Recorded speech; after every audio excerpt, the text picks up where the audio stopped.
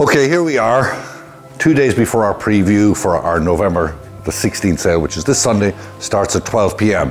Anyway, everything is still a bit topsy-turvy because stuff is still coming in. We just had a truck walk in the door literally 5 minutes ago with about 50 lots. But before we go in the main room, just take a note of this big bronze-mounted Continental cabinet. Beautiful bronze mounting, beautiful cabinet. That was from the Versace estate, which we had items from, I would say, maybe 2 sales ago. This is the remnants of it. We have some items.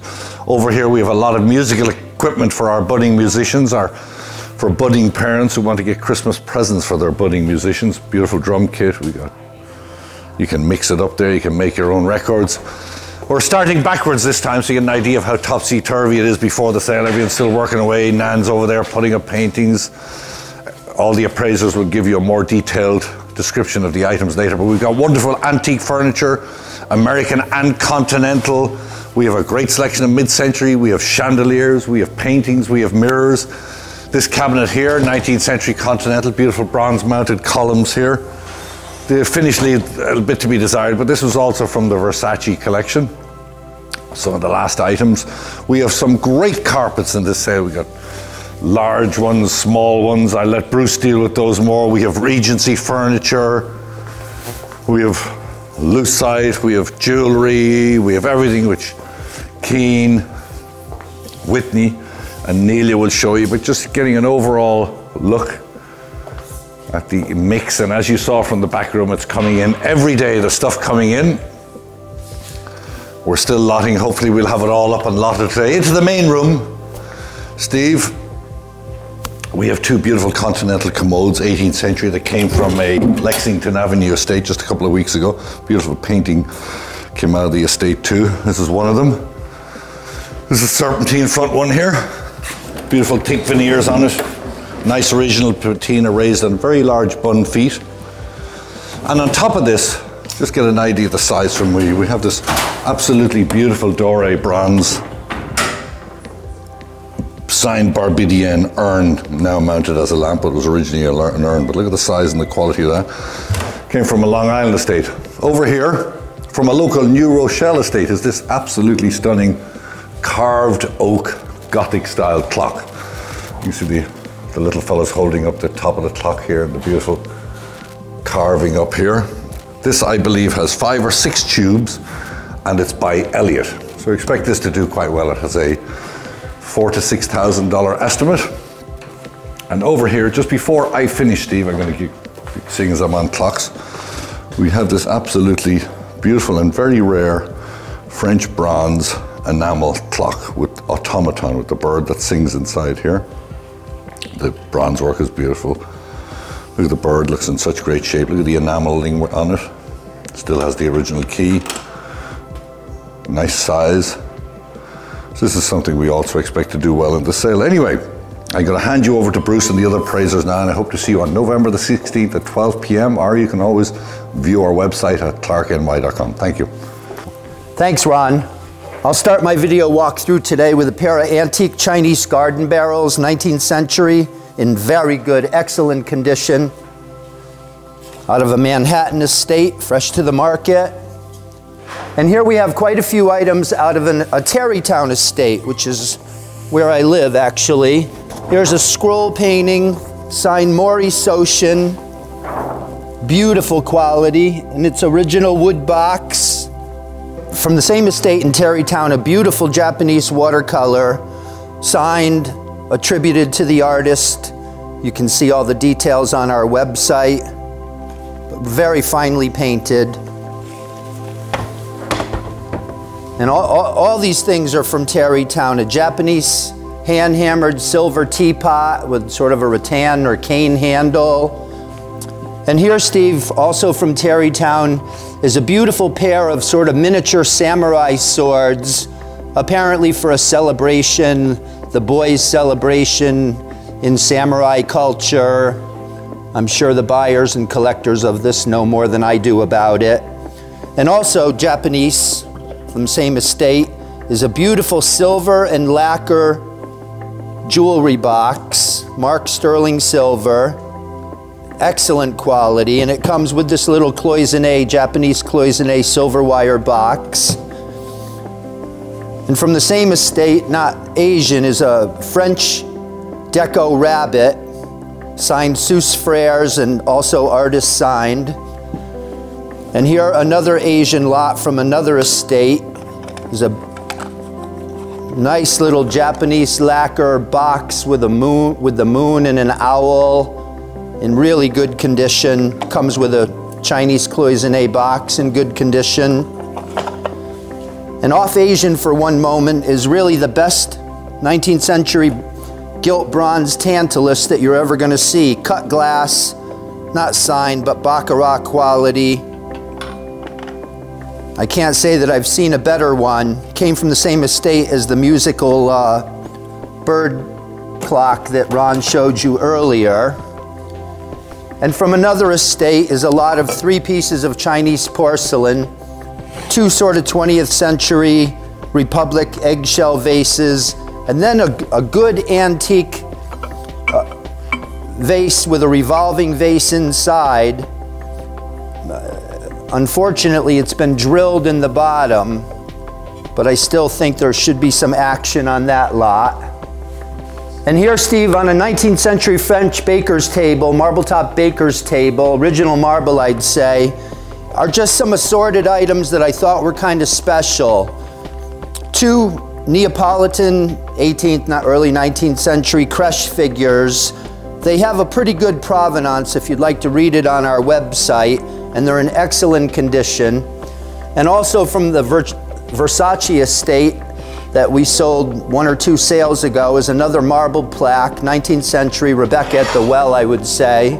And from our Terrytown estate, a beautiful sculpture, marble or alabaster, marble I'd say, signed A. Piccirilli for Attilio Piccirilli, a very important Italian artist. He's in museums. His work rarely comes to the market.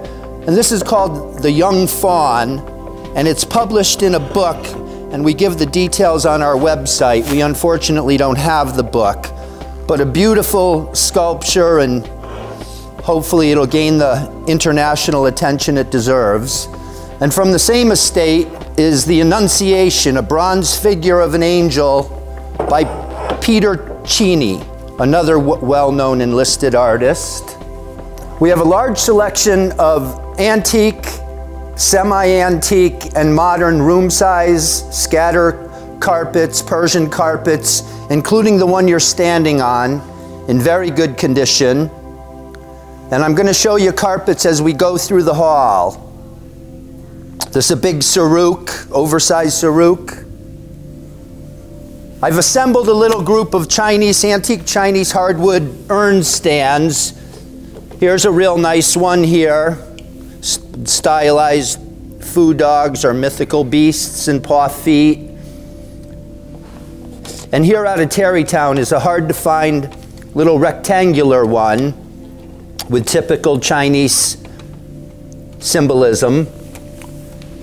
And here's a lot of 2 from our Terrytown estate, a low urn stand and then a tall stand. I like these tall stands, they're harder to find. And here, Steve, is really the best one of these that we've had. We had some nice ones from Hartford, but this one's a particularly nice one with stylized food dogs and all the Chinese symbols around the top. Just a nice condition, original 19th century Chinese tall stand. And here, Steve, is a pair of Venetian winged Cupid pedestals. We just got these yesterday in an estate in Scarsdale. And Ron brought this in from New Rochelle with the big carved clock he showed you earlier. Probably continental, but as they'd say, carved to death with male figures, female figures, lions' heads, adjustable shelves inside, beveled glass, really a beautiful 19th century carved cabinet. And Steve, we have no end of French furniture, a pair of these kidney-shaped marble top bronze mounted stands, Here, an 18th century slant front desk. This came from the same estate as the commodes Ron showed you up front. An oversized Chinese carpet. You have to look on the website for the dimensions, but it's a big carpet, I guess close to palace size. It needs a little bit of work and some cleaning, but a beautiful carpet with a gold background. Another carpet oversized is this hariz, antique hariz. It's worn and it's going to need some restoration or a shabby chic interior, but a big, beautiful antique hariz.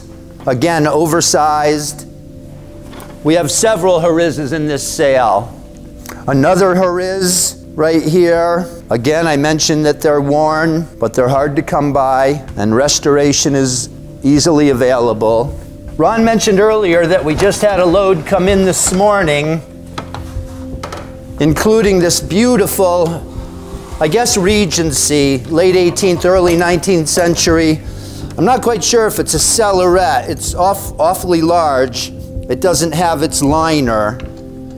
I'll figure out what it was, but a beautiful first, end of the 18th, early 19th century, almost Thomas Hope form, might be Thomas Hope. And behind these items that just came in is as nicely carved an oak sideboard as you want to see, with this sort of coffered pattern. I haven't quite seen anything like it. And it came with a very interesting, it's got little griffins. I don't know that you'll see them in this detail, but it came with a very interesting provenance that it was bought in a hotel in France in the 1930s. There's an old letter inside of it that's quite interesting. And here, Steve, is the finest rug that we have in this sale. I suppose it's a Manchester Kashan, right out of a local, I think it was Rye. We got this out of a local Westchester estate in magnificent condition. The fringe has been replaced, that's it. Full pile, beautiful wool, beautiful condition. You can't ask for much more in a oriental carpet, early 20th century. And Steve, I'm going to end my segment today. This is not in this sale, but our December sale. We have this antique Chinese cabinet, altar coffer it's called, and it comes with an incredible provenance, which we'll show you eventually. But it came from the founding member. Here it is in a photograph in 1983 from the founding family and director or member of the Seattle Art Museum. And this came out of his private home. So we'll give you more details later in December, but we just wanted to show it to you. With that, I'm going to turn it over to Nelia, and she'll walk you through some of the art. Thank you. Thank you, Bruce. I want to start by showing you an early 20th century American landscape, which is right here. This is by George Stengel. Stengel was a Yonkers artist. He founded the Yonkers School of Design. And here we have an Impressionist autumn scene. This may possibly be Yonkers. It could be a New Hope scene. He was active in New Hope, also in Connecticut, but a wonderfully colorful painting, nice composition, nice bright colors, just a little bit of pracolor. This is estimated at $3,000 to $5,000. And just below, I want to show you a Michal Chemyakin. This is a 1980 work done in his kind of nonconformist, almost surrealist style, but unusual subject. Here we have a still life. It is signed and dated on the upper right, and also signed and dated Paris 1980 on the reverse. This came in on a walk-in Wednesday and is estimated at $3,000 to $5,000. I want to show you a very important and unusual work. This is by Jose Cruz Herrera. This came out of a Manhattan estate. It is fresh to market. And Herrera was an important Spanish painter, one of the most celebrated and awarded painters of his day, 20th century.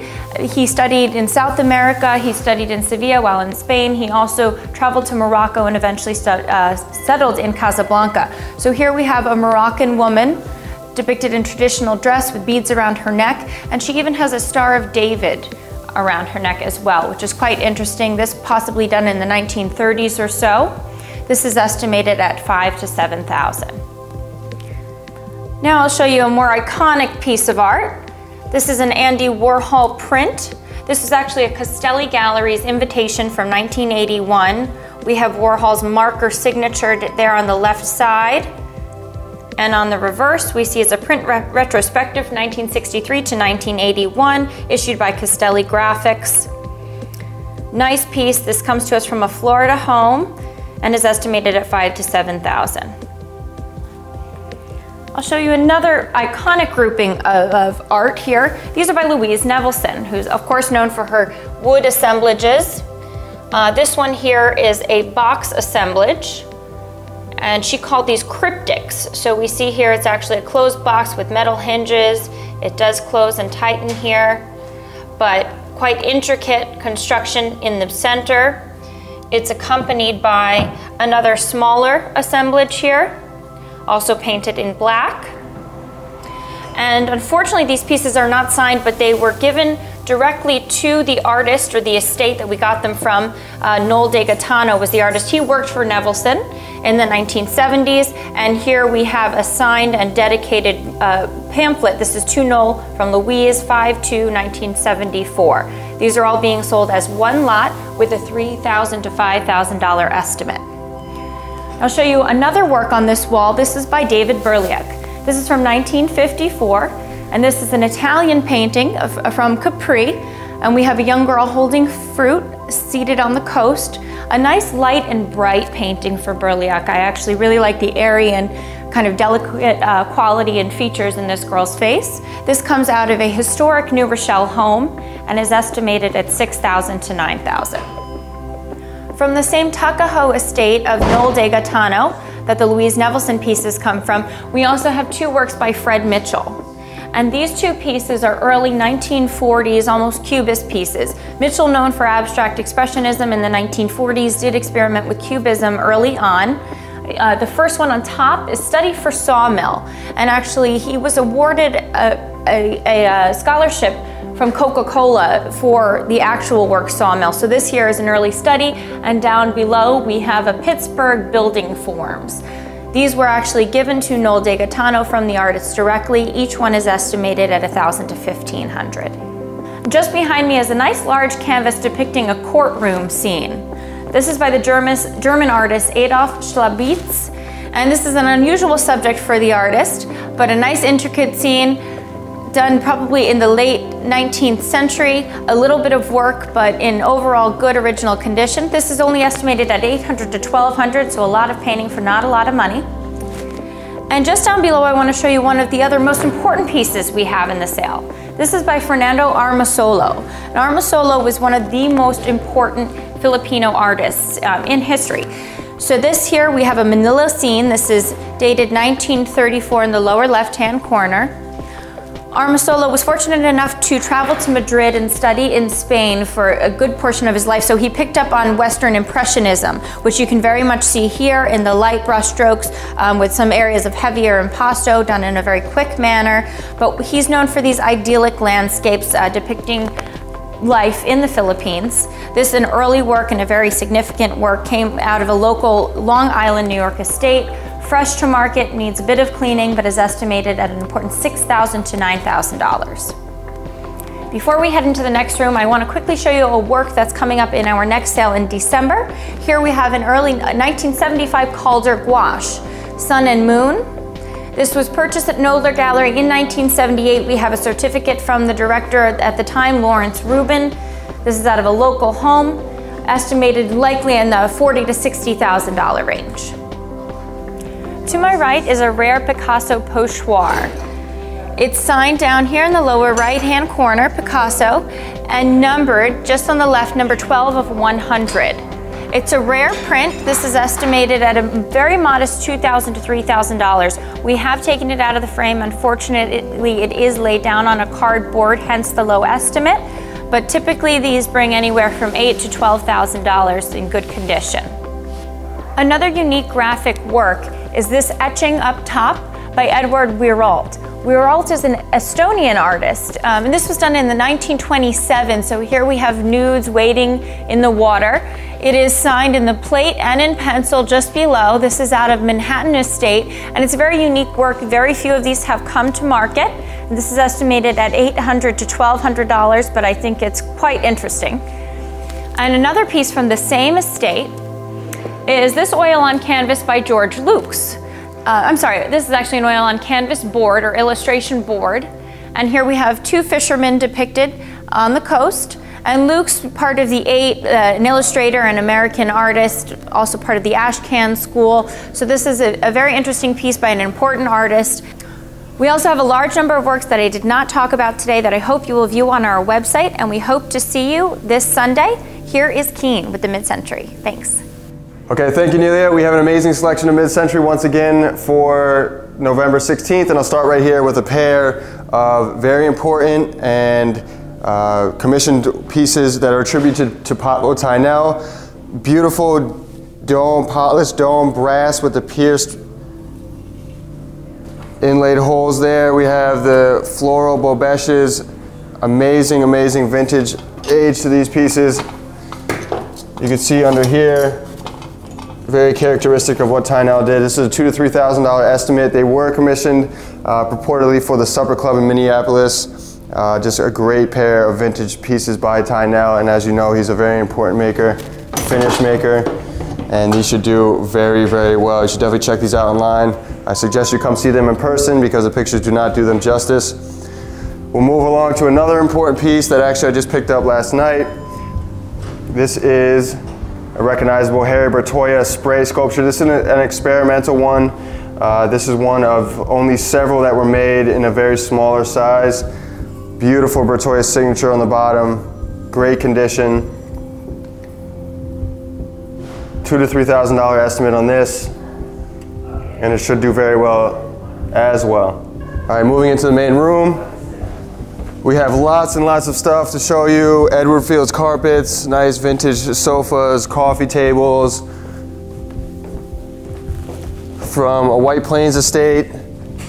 These are some very nice chairs, Harvey Prober chairs. They have a set of 6 of the side chairs in this beige upholstery, and from the same estate, I'll show you in a second, a set of 4 armchairs to be sold separately, but these are really nice pieces. We have much more to show you. Right here is another very nice and important piece. This is a nice early Dunbar sofa with the heavy brass legs. You can see here in the center here, a very nice vintage Dunbar 4 modern upholstery tag. This is a great sofa. These are very desirable. Obviously, the upholstery is not as up to date as you would like it to be, but it's a very beautiful frame and something that could just really turn out very nicely once it's reupholstered.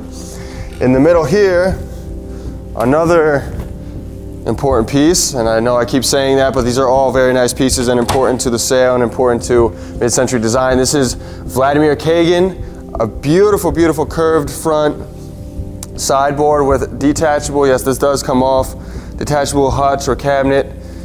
Nice, gorgeous light wood interior, unstained interior, fitted. The background of the cabinet and this little accents. This is a great, great piece. One of my favorites in the sale. Plenty of seating. We have Milo Bowman style chairs. This will be in a lot of 3. We have a nice chrome lounge chair that also needs to be reupholstered, but it's super comfortable. The upholstery is as is, but the frame is ready to go. Just a little reupholstery will be good for that. Another really great set, like I said before, these are the armchairs for the Harvey Prober, and this is actually the original combination that was in the White Plains estate that I mentioned earlier. Beautiful Milo Bowman burl directional dining table with 2 20-inch leaves that really make this table pretty monumental, a great set. You might recognize these. These are back in the sale from an unpaid bidder, a bad bidder from the last sale, but our underbidders would like to know that these are back in. A pair of Rob John Giving slipper chairs, gorgeous chairs. Nothing's changed since the last time we saw them. They're still here and they're ready to go, ready to sell. We have plenty and plenty of lighting. I'll show you a little bit in the back. This is a gorgeous Vanini pendant. You can see on the top there, a original Vanini stamp. You don't see that too often, so that's a nice little addition. We have Scolari, Brazilian Percival Laffer chair under here. Great comfortable Brazilian chair. Parzinger chandeliers, Scolari pendant chandeliers, plenty of seating. As I mentioned before, a nice bleached rosewood Eames chair in really good condition. The one that we had last sale was in pretty good condition, but this comparatively is in a lot better condition. You know, nothing's missing. Nice vintage wear to the cushions. Beautiful piece. Another set that we have from a local estate in Larchmont is a magnificent and pretty rare set of Paul McCobb, a settee, and a low arm armchair. Obviously not the original upholstery, but these are highly recognizable. What's really great about these are the curved backs, the low profile in the arms on the chair, the settee without the arms, and the very spindle-like legs, the tapered legs, very thin, very elegant. These I hope do really well because they are just not seen in the market. Paul McCobb has been more popular recently, and I think these are of his better designs. More transitional, great piece. Behind that, I'll show you another piece of Harvey Prober is this sofa. This comes with the original advertisement from the tear sheet of the Prober catalog. You can see on the bottom, I don't know if you can get it, but these are great lucite base legs, lucite sheets there. Like I said, reupholstered but unmarked, but very clean condition, nice neutral color, ready to go for a designer or collector. Very nice piece. And I'll finish off here with a magnificent set of Fontana Arte bathroom fixtures. These include lights and cup holders, soap dishes, both in blue and in green, all original condition. I mean, some of these you could see have not even left their boxes. Original Fontana Arte certificates and receipts. There are, this lot, you can see I just have boxes here that I haven't even unpacked yet. We just got this stuff in. Beautiful light fixtures here. Quality pieces from Fontana Arte, some with original stickers. This is a lot where you're gonna find a lot of gems. So I would suggest you pay attention and pay attention to the rest of the sale on November 16th. I'm gonna shoot you to Whitney, who will do the sterling and the jewelry. Thank you. Thank you, Keenan. I'd like to present you with a grouping of sterling and jewelry for our November 16th auction. Starting here with this miscellaneous group of Asian jewelry. Many of these pieces are in gilt silver settings with beautiful enamel work. We have this organic form pink quartz. This is a piece of coral. Beautiful carved cinnabar. A really lovely grouping here of various pieces with beautiful enamel work in blues and purples. A lot of tiger's eye also in this grouping, a very nice lot. And here we have a Winston platinum diamond and white sapphire ring. A really extraordinary piece set in platinum. It is signed Winston. A beautiful ring in this November 16th auction. And moving on to a pair of earrings from a Harrison estate, we have this pair of 18 karat yellow gold Tiffany & Company earrings. And another pair of 18 karat gold earrings here. They are clip-ons and they have the option of being just small hoops or have the nice hoop dangle to the bottom. And one of two groupings of Mikimoto pearl jewelry in this lot. I'll start here with this men's grouping. So this is a pair of Mikimoto cufflinks with an applied golf club and a small pearl. And we also have this 14 karat yellow gold Mikimoto tie bar, golf club form. And we have these buttons with a diamond accent and this men's grouping here with mother of pearl. From the same estate, we have this ladies grouping of Mikimoto pearls. So we have this single strand graduated pearl necklace, 14 karat yellow gold, and various size pearl brooch, sterling and pearl earrings, and the sterling grape leaf form brooch. A very nice lot from the same estate as the men's grouping of Mikimoto jewelry. And next we're starting the sterling for the November 16th auction, starting with a grouping of 2 box lots of Apostle spoons. And first we have a grouping of 4 Apostle spoons. These are silver plate, but a very beautiful design. accompanied by a second box lot of sterling spoons, late 19th century apostle spoons with gilded bowls and nice gilded figural apostles to the top. These are 1895 London by J. Wakely and F.C. Wheeler. A beautiful grouping of 2 box sets of spoons. And one last piece of jewelry that I did miss is this 14 karat yellow gold Tiffany & Company necklace. It does have a later applied filigree and turquoise cabochon closure, but a beautiful piece from a local Westchester estate. And also we do have this 14 karat Waltham pocket watch, and it does come with a 14 karat yellow gold watch fob or chain with this beautiful coin pendant. And moving on to the silver, we do have this Jensen coffee set. So it comes with a coffee pot, creamer, and sugar in the blossom pattern with these beautiful floral finials. And from our Walk-In Wednesday appraisal day came this George Jensen large hand-hammered compote or taza, a nice companion to our George Jensen coffee set in this sale. And from our same Walk-In Wednesday Connecticut estate, we do have this Reed & Barton sterling salad set in the Love Disarmed pattern, depicting Venus and Cupid here on the handle with beautiful gilded bowls. A very nice set in this auction, estimated at $600 to $800. And another interesting piece in this lot is this Lenox humidor in beautiful shades of green depicting a golf course. You can see the figures here, and it is signed by W.H. Clayton with a beautiful sterling lid. And last but not least, we do have this large Mexican tray in this sale.